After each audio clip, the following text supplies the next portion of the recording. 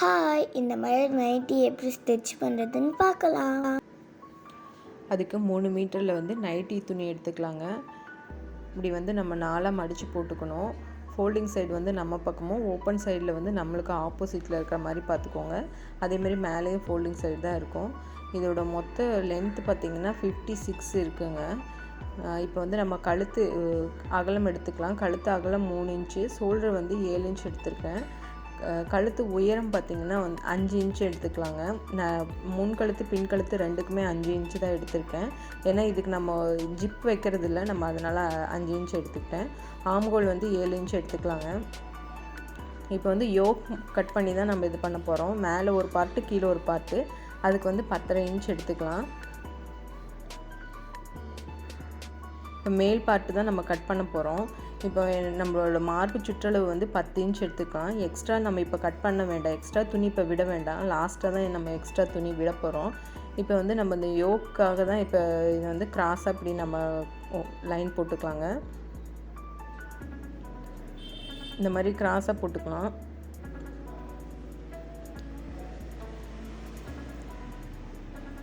இப்போ வந்து அதை கட் பண்ணி எடுத்துக்கலாங்க. மேலே இருக்கிறதுக்கு வந்து நம்ம இப்போ அதிகமாக விட தேவையில்லை. தையலுக்காக நம்ம கீழே கட் பண்ணுறப்ப மட்டும் அதிகமாக விட்டுக்கலாம்.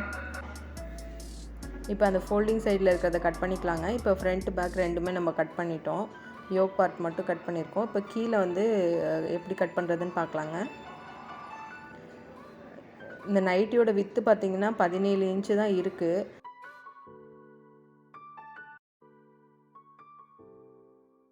மேலே இருக்கிறது வந்து நம்ம கை கட் பண்ணுறதுக்காக வச்சுக்கலாம். இப்போ வந்து 17 இன்ச்சில் வந்து 1.5 இன்ச்சு லாஸ்ட்டாக 1.5 இன்ச் எடுத்துக்கலாம். மேலேயும் கீழேயும் 1.5 இன்ச் எடுத்து மார்க் பண்ணிக்கலாம். அந்த இடத்துல தான் நம்ம இப்போ தையலுக்கு வந்து யோக்கோட தையலுக்கு வந்து நம்ம துணி விட போகிறோம்.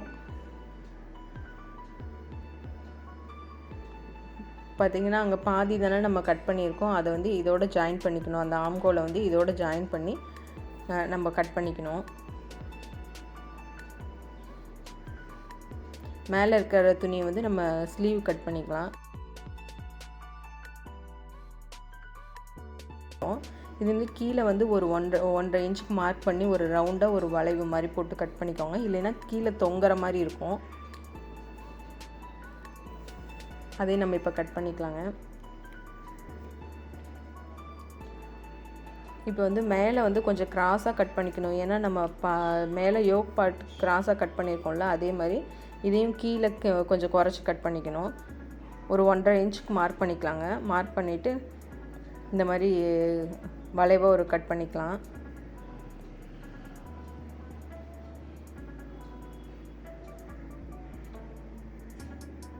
இது ரொம்ப ரொம்ப ஈஸியான மெத்தடுங்க. ஈஸியாக நம்ம தைச்சிக்கலாம். அந்த இடத்துல நம்ம நடுவில் அடையாளப்படுத்திக்கலாம். இப்போ ஸ்லீவ் கட் பண்ணிக்கலாங்க. ஸ்லீவ் வந்து 7 இன்ச் எடுத்திருக்கேன் லென்த்து.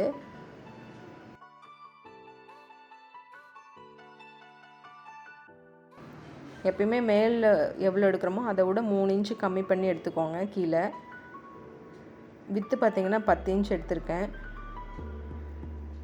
இப்போ ஸ்லீவ் கட் பண்ணிட்டோம். இப்போ கிராஸ் பீஸ் கட் பண்ணலாம். ஒரு ஸ்கேல் வச்சுக்கலாம். இந்த ஸ்கேல் அகலத்துக்கு வந்து நம்ம கிராஸ் பீஸ் கட் பண்ணிக்கலாங்க.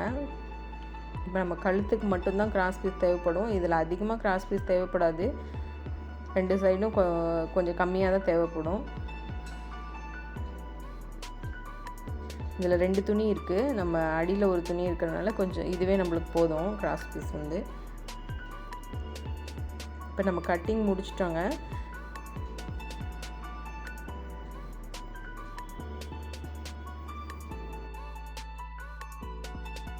எக்ஸ்ட்ரா நம்ம கழுத்துக்கு கட் பண்ணது வந்து பாக்கெட்டாக நம்ம யூஸ் பண்ணிக்கலாம். அது நான் வந்து தனியாக வச்சுருக்கேன். அது இருக்குது. அவ்வளோதான். நம்ம எப்படி ஸ்டிச் பண்ணுறதுன்னு பார்க்கலாம். இப்போ ஃப்ரண்ட் எடுத்துக்கலாங்க.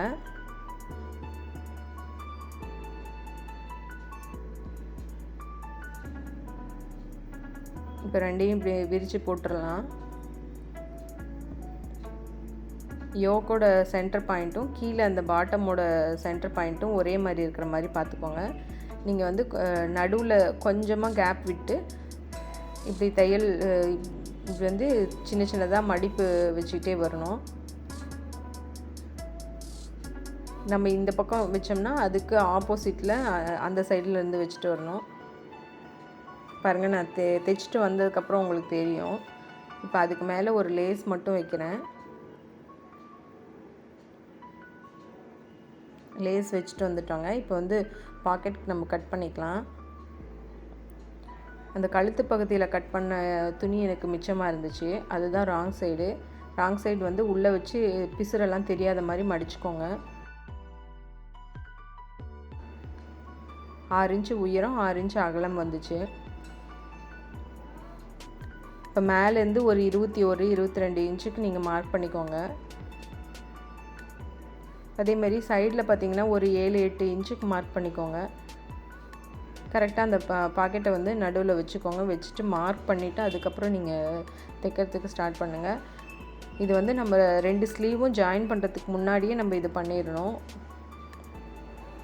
இப்போ வந்து கிராஸ் பீஸ் வச்சுக்கலாம். இதில் ஒரு சைடு வந்து நீங்கள் மடித்து அடிச்சுக்கோங்க கிராஸ் பீஸை. ஏன்னா உங்களுக்கு அப்போ ரொம்ப கஷ்டமாக இருக்கும். இப்போ நீங்கள் படிமான தையல் போட்டு அதுக்கப்புறம் திருப்புங்க. பார்த்திங்கன்னா நான் கிராஸ் பீஸ் வச்சுட்டு வந்துட்டேன். ஷோல்டர் ஜாயின் பண்ணிக்கலாம். நம்ம ஷோல்டர் ஜாயின் பண்ணுறதுக்கு முன்னாடியே நீங்கள் பாக்கெட் வச்சுருங்க. இல்லைன்னா துணி ரொம்ப மொத்தமாக இருக்கிறப்போ உங்களால் திருப்ப முடியாது. இப்போ அதுக்கு மேலே நம்ம பின்பகுதியை போட்டு இப்போ ஸ்லீவ் வந்து நம்ம ஜாயின் பண்ணிக்கணும். ஃபஸ்ட்டு ஷோல்டர் ஜாயின் பண்ணிக்கலாம். ஒரு 1/2 இன்ச்சுக்கு ஷோல்டர் ஜாயின் பண்ணிட்டு வந்ததுக்கப்புறம் அது வந்து ராங் சைடுங்க. ஸ்லீவ் இப்படியே ஜாயின் பண்ணிக்கலாம்.